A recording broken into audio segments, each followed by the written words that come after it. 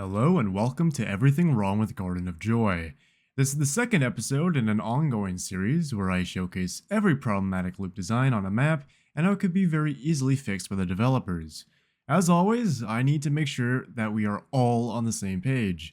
A problematic loop is any loop that has a distinct lack of counterplay or mind game potential from both the killer and survivor.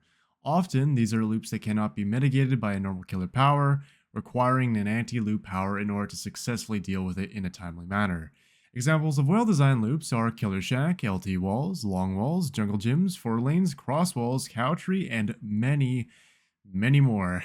The goal of this series is to not only demonstrate what is wrong with various maps in Dead by Daylight, but to also help bring light to these issues in hopes that the developers listen and make meaningful changes. Garden of Joy, more commonly known as Garden of Pain, is one of the more recently released maps in Dead by Daylight, which is rather upsetting as it suffers from early Dead by Daylight map design flaws, specifically the main building on Garden of Joy, which I've dubbed the Funhouse. No matter the layout of the structure, it is very easy and risk-free for a survivor to buy a lot of time for their team by running the killer inside and around the house. The Funhouse features 4 window vaults that are all safe. There is no counterplay, and there is no mind game. The survivor is guaranteed distance every time they vault these 4 windows. There are 2 windows upstairs and 2 downstairs. One window is upstairs next to a hard-to-reach generator that often leads down into a pallet loop.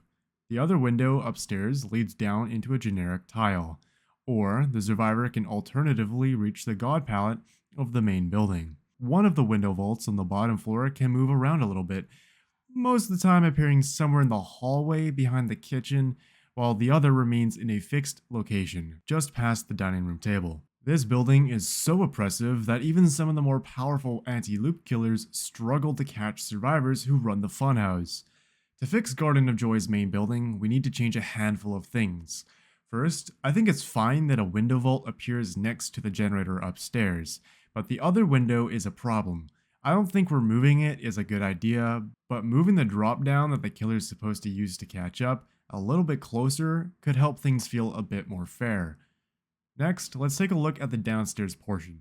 I think removing the window in the dining room is the obvious solution here, but there needs to be something worth using in this room for survivors, which is why I think a pallet could be propped up next to the end of the table, creating a short loop that has some kind of mind game potential.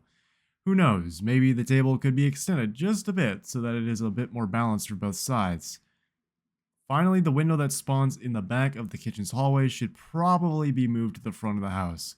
It would be less oppressive, but could be chained into with one of the pallets that can sometimes spawn in the living room. Now, there is a god pallet on the porch of the funhouse, but I think that with the other changes that I've made so far, I can honestly say that this should just stay the way it is. Garden of Joy is a very visually appealing map, however its main building causes many problems and has led to people disconnecting the very moment it appears as an offering, and I don't blame them. Honestly, if someone tries to send me to this map, I also quit before it loads. The map is just genuinely that unpleasant to play on. If you made it this far, thanks for sticking around. I'm planning on releasing more videos in this series very soon, so please do keep an eye out. And as always, have a great rest of your day.